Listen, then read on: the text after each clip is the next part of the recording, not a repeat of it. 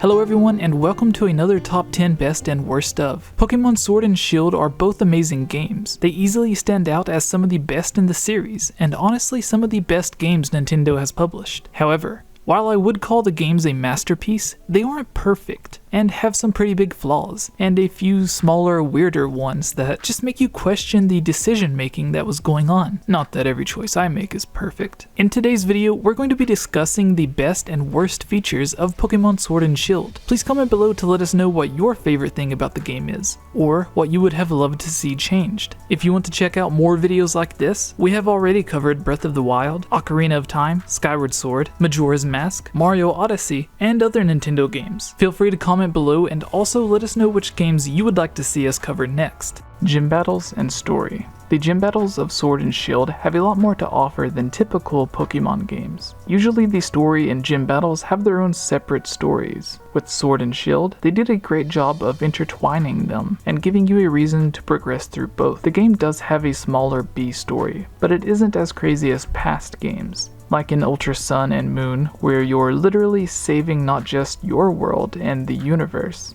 but other universes as well, and it even hinting at creating a completely second timeline. Sword and Shield honestly sort of cuts back on all of that, and makes it feel just as important to beat the undefeated champion and becoming the best Pokemon trainer as it does saving the lives of everyone in the past games. It's common for gyms to give some kind of puzzle or challenge before battling the gym leader. Sword and Shield, just like in many other returning aspects from the series, seems to take this to the next level. Some of the more complex challenges felt like mini dungeons or shrine-like challenges from Breath of the Wild. The Zelda fan in me made me want to play through more areas like this, especially when you include how great the music is from each of these areas. Personally, the gym theme and overall music in the entire game feels like traditional Pokemon music with a dash of Splatoon style to it. It all comes together perfectly. Sword and Shield having some gyms be exclusive, depending on which version of the game you're playing, makes you want to pick up both copies, more so than any previous release in the series.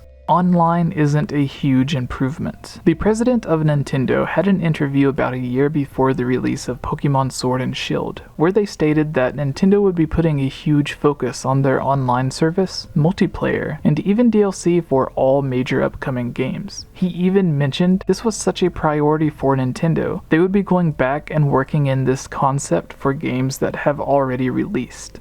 The second point to this: for the first time with Pokemon Let's Go Pikachu and Eevee, we've seen a mainline Pokemon game with a strong focus on multiplayer. However, one thing that a lot of fans and myself would have loved to have been brought back and expanded upon was its multiplayer. Pikachu and Eevee allowed you and a friend to run around each town together, as long as you were playing on the same system, of course. Why not bring that back and allow it to work online? Sword and Shield does have a great multiplayer, and a lot of great new multiplayer features, but it isn't what so many people were wanting. Being able to just drop in and playing alongside your friends is something so many people have been asking for so long. Yes, in certain areas you can see and interact with other trainers, but imagine running through a town with one of your friends and bumping into two more of your friends who also happen to be in that same town, and doing a double Pokemon battle there on the spot. Or you and a friend searching for specific Pokemon or trying to solve a certain puzzle so you can split up and cover more ground. This simple change, and yes, simple, could have been added to allow so many new and fun scenarios to be brought to the game. And for the people thinking that multiplayer would take away from the game experience, no, not at all. Just because it has optional multiplayer doesn't change anything at all to the main game. Anything and everything can obviously be completed playing by yourself, but multiplayer would just add a friend doing it with you. Almost like how Wolf Link and Breath of the Wild added a second player controlled by the game's AI, but was 100% optional. XP share and ease of players. Remember XP share, or items similar to it? You would usually equip it on your weakest Pokemon or one that you needed to level up as quick as possible for a specific reason. Well, now the entire game basically has this across all of your Pokemon. This is amazing. especially for fans that are using this as their first Pokemon game, or returning to the series. A common problem with a lot of trainers is that they pick their starter Pokemon, or they catch their favorite, and almost exclusively only battle with that single Pokemon, basically using all 5 of the others as HM slaves. Some areas have no camera movement. Here's a small one that can probably be seen as more of a nitpick. In most areas of the game, such as the main towns, you can't use the main camera to move your field of view around. A lot of these areas look amazing, and it would be great to get a full 360 view of everything. But I also understand the developer's intentions of wanting to guide your view through certain areas. Here's one that we'll mix together as good and bad. Sadly, Z-moves are gone and so are Mega Evolutions. Maybe they will be brought back in Sword and Shield 2 or whatever they end up calling the sequels. The Gigantamax and Dynamax forms are great though, although not as great as Z-moves or Mega Evolutions. It is amazing to see giant monster versions of your favorite Pokemon. Teaming up to battle them with your friends is also one of the best parts of the game. Honestly, it seems like they've been teasing something like this for a long time. We all remember Giant Dragonite, the island of giant Pokemon, and most recently the oversized and larger form of the totem Pokemon. Oh, and we can't forget Pokemon Detective Pikachu, which featured mind-blowingly huge Pokemon as one of the main plot points, long before it was ever revealed in this game. Having everything connect like this and lead up to this amazing gameplay mechanic is something that I would like to see even more in Pokemon games. Not the full Pokédex. Okay, I know. This is still one of the biggest controversies in the history of Pokemon games. No, that isn't an exaggeration. Sure, the anime and even the trading cards have had their own set of controversies, which we cover in our video of the top 10 mature or adult themes in Pokemon. But just in terms of the games, it's insane to look at how split the Pokemon community was, and still is. Even most game reviews by fans bring this up. Nintendo and Game Freak's official reasons are because they wanted to take time and add new mechanics, flesh out the world and make it an overall better and polished experience. In some interviews, they mentioned how their data showed certain Pokemon were almost never played with, or only played with once and never again chosen. Even search results and data from Google shows dozens of Pokemon that no one is interested in. Other interviews state that Nintendo wants players to focus on new Pokemon. A lot of players even wishing for a reboot of the series to start over, because they feel so overwhelmed with almost 1,000 different Pokemon. Does this justify their exclusion of so many Pokemon to you? Some data miners seem to have discovered that a lot of the models and animations in Sword and Shield come from Sun and Moon, and Let's Go Pikachu and Eevee, which contradicts Game Freak's statement about not having time to bring every single Pokemon to the new games. This isn't the first time, and likely won't be the last, that a main series Pokemon game has released without being able to catch 'em all, which is why some of the games stopped featuring the quote "catch 'em all," because it was impossible at the time. Gen 3 is one example of this. Open world dynamic. A lot of games have had their change to an open world or open air style, but not many get it this perfect. Sometimes it becomes a gimmick and actually detracts from the actual story or mechanics that are actually fun. In Pokemon, it is something that fans have been asking for years.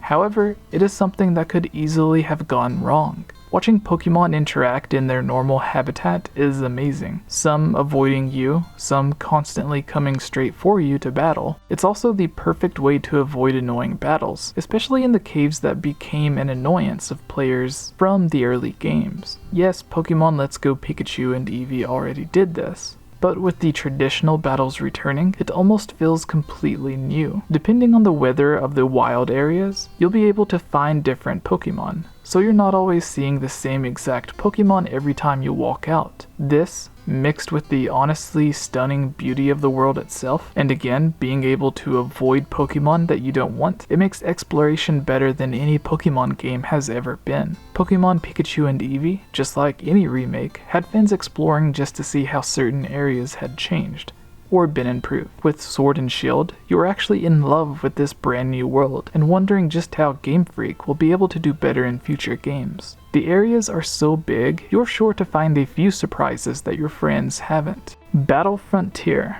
Battle Frontier is probably the best thing that a lot of players don't know about. Introduced in Gen 3's final game, Emerald, it even had one of the best anime seasons dedicated to it, where Ash returned to Kanto and experienced battling secret super strong trainers who were looked at by many to be more experienced than gym leaders, and at a level close to the Elite Four members. It offered one of the best end-game experiences, aside from Gen 2 literally giving you the full map of Kanto as an endgame experience. I mean, how awesome would Sword and Shield be if, after beating the game, you get a ticket to travel to Kanto and literally have the entire game of Let's Go Pikachu and Eevee to play through again, except you have all of the new Pokemon and traditional ways of catching Pokemon. While we can't expect something like that to return, Game Freak has said that they would actually like to bring back Battle Frontier in the future, and that it is one of their favorite additions to the series, which is probably why it got an entire season named after it. However, recently, they stated the reason that they haven't brought it back is because not many players are interested in the endgame activities such as Frontier, so they didn't think many people would miss it, and most players would find it too challenging or difficult. I mean, am I the only one who doesn't want Pokemon to get easier and actually want to be challenged, and the game to get harder as you progress?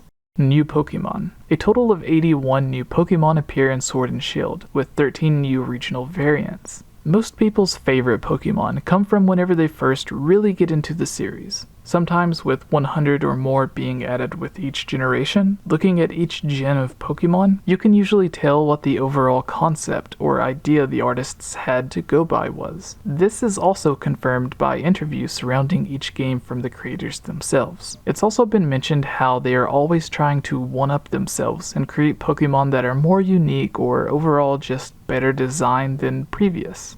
However, as a fan, that is subjective, and it gets easy to see that just because a generation is newer and designed for more powerful hardware, doesn't mean that it automatically looks better than the previous. With that said, Generation 8 is easily one of the best looking of any generation, and are inspired by some of the best concepts. I love Generation 6 with XY and Omega Ruby Alpha Sapphire, Gen 7 Sun and Moon and its sequels, especially with the way that Sun and Moon really took inspiration from not only real traditions, customs, and culture from Hawaii. Let's be honest, some generations just have Pokemon that seem really random, almost as if they were thinking, oh, I like dogs, let's have another dog Pokemon, and make it look similar to and be able to learn every move this other dog Pokemon has. But with Sun and Moon, it all made sense, and that's saying something, considering they even had fun bringing some alien and space inspirations in. While I personally don't think Galar's Pokemon all take as much inspiration from its real-world counterpart as the other generations and regions have, it is very clear where some inspirations or concepts come from, and they do a much better job than a lot of other generations.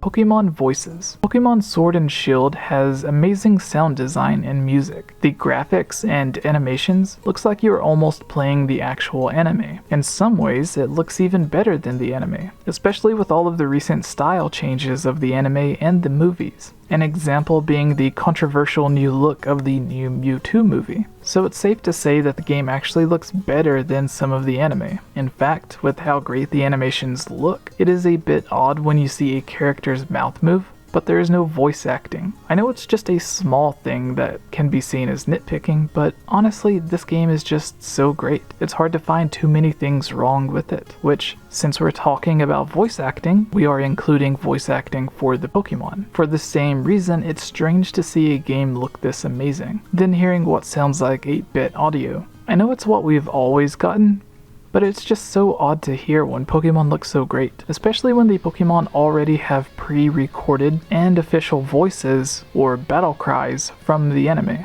So it isn't like they would need to spend a lot of time recording just for the game, and audio needs to be recorded for the new Pokemon in the anime anyways, if it hasn't already been. Even Pikachu and Eevee gave the official anime voiceovers for the mascot Pokemon. The same goes for characters that appear in the game. A lot of characters we meet in the game will also have voice actors for the anime. Again, it's just a nitpick, but it's enough to pull you out of the experience. Just think about how cute a lot of the Pokemon would sound. Let us know how you feel about this. Would you want full voice acting in a new Pokemon game, like they did with The Legend of Zelda Breath of the Wild? Hey everyone, it's me again, 𝐅𝐴. I just wanted to say thank you so much for watching this video. And you know what? If you're a fan of videos like this, you should totally subscribe and give this video a like and comment below to let us know what type of videos you would like to see us create in the future.